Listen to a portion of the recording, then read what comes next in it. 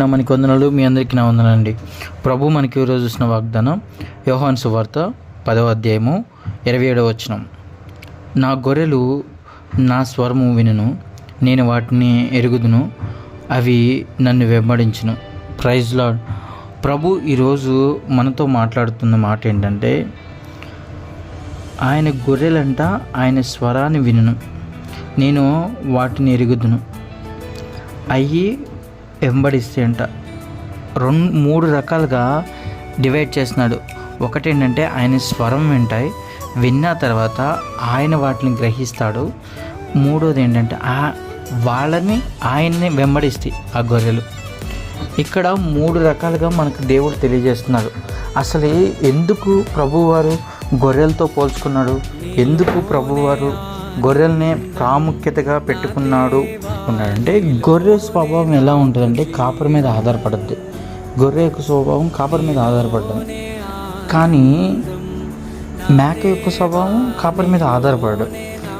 ప్రభు ఈరోజు మనకి గొర్రెతో పోల్చుకోవడానికి రీజన్ ఏంటంటే, అసలు ఈ గొర్రెల కాపరి కాన్సెప్టు మొట్టమొదటి వచ్చింది దావీదు దగ్గర నుంచి వచ్చింది. ఎందుకంటే దావీదు తను ఏదైతే పని చేస్తున్నాడో, ఏదైతే తను చేసే పనిలో దేవుడిని కాపరిగా చేసుకొని తను తగ్గించుకొని, నేను గొర్రెగా ఉంటే దేవుడు నన్ను చూస్తే నేను ఎలా ఉంటాను, నా జీవితం ఎలా ఉంటుంది, నేనే కాపరిగా ఉన్నప్పుడు నా గొర్రెల కోసం నేను ప్రాణం పెట్టాను, నా గొర్రెల కోసం మంచి ఆహారం సిద్ధపరిచాను, నా గొర్రెల కోసం సమస్తాన్ని చేస్తున్నాను.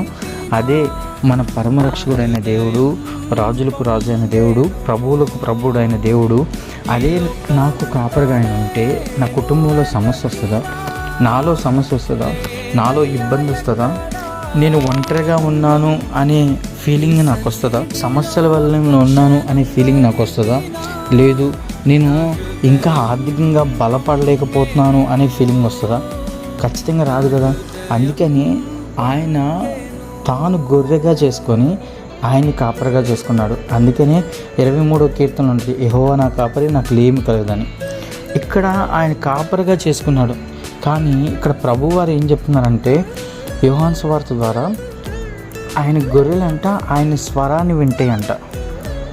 అంటే ప్రతిరోజు ప్రభువు మనతో మాట్లాడతాడు.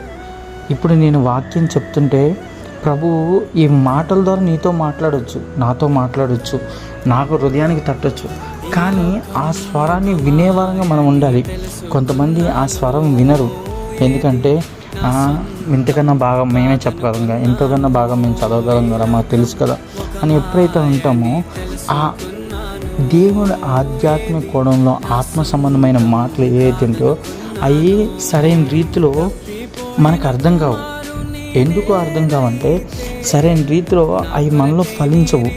ఆధ్యాత్మిక కోణంలో మనం అనుసరించాలంటే ఆయన ఇక్కడ అదే చెప్తున్నాడు, నా గొర్రెలు నా స్వరాన్ని వింటాయి, నా గొర్రెలు నా స్వరాన్ని వింటాయి.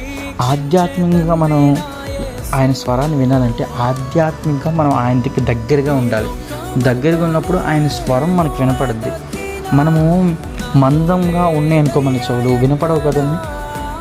అలాగే సమూయేలు దగ్గరికి ప్రభువారు వచ్చినప్పుడు పిలుస్తూ ఉంటాడు. సమూయేలు అంటే ఆయన అనుకుంటాడు ఆయన గురువుగారు పిలిచాడేమని, గురువుగారు పిలిచారండి అని అంటే, లేదు నేను ఎందుకు పిలుస్తాను, నువ్వు వెళ్ళి పడుకో అంటాడు. అట్లా 3 సార్లు వెళ్తాడు. అయినా సరే తాను గ్రహించలేకపోతాడు. ఏలియా గారు గ్రహించలేకపోతాడు. కానీ సమూయేలు ఆ స్వరం వినడం ఫస్ట్ టైం తను. కాబట్టి ఈరోజు ఆయన స్వరం మనం వినాలి. వినడమే కాకుండా ఆయన్ని వెంబడించాలి. మనం చాలామంది వెంబడిస్తున్నాం. ఎప్పుడు ఆదివారం రోజునే మనం వెంబడిస్తున్నాం, శనివారం రోజునే వెంబడిస్తున్నామంటే మనకు ఖాళీ దొరికినప్పుడు, మనకు సమయం దొరికినప్పుడు మాత్రం వెంబడిస్తున్నాం. అలాంటి వారంగా కాదు మనం ఉండాల్సింది. మనం ప్రతిరోజు, ప్రతి క్షణము, ప్రతి నిమిషం ఆయన్ని వెంబడించాలి.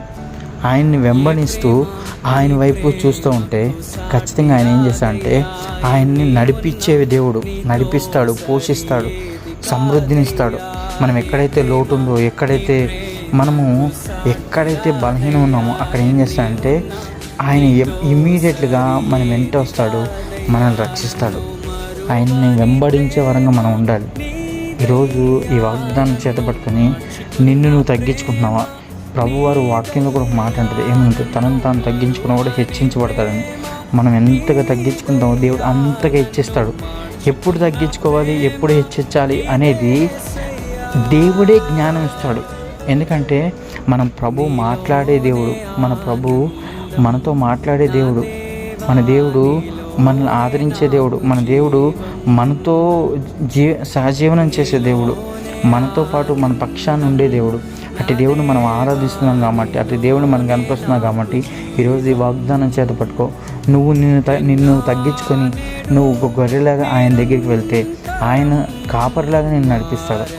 లేదు నేను ఇలాగే ఉంటాను, గర్విష్ఠురాలుగా నన్ను నేను తగ్గించుకోను, నాలో ఇదే స్వభావం ఉంటుంది అని అనుకుంటే ప్రభు ఏం చేస్తాడంటే ఆ స్వభావాన్ని బట్టి విడిచిపెట్టేస్తాడు. కాబట్టి అలాంటి వారంగా కాకుండా మనము ఆయన వైపు చూసేవారం ఉందాం గాక. ఆమేన్. ప్రేమ గల తండ్రి, ఘనమైన దేవ, కృపగలిగిన దేవ, రక్షణ పొందారు. ఇప్పటి వరకు ప్రభావం మమ్మల్ని ఎంతగానో కాచి కాపాడు. గడిచిన కాలమంతా మమ్మల్ని దయాక్రీడతో నడిపించే పోషించే ప్రభా. ఈరోజు ప్రభా ఈ ఒక్క వాక్యాన్ని మా జీవితంలో నెరవేరుస్తున్నావు ప్రభా. నీ స్వరాన్ని మేము వినేవారంగా, నీ స్వరాన్ని మేము గ్రహించేవారంగా ప్రభా ఉండడానికి సహాయించండి.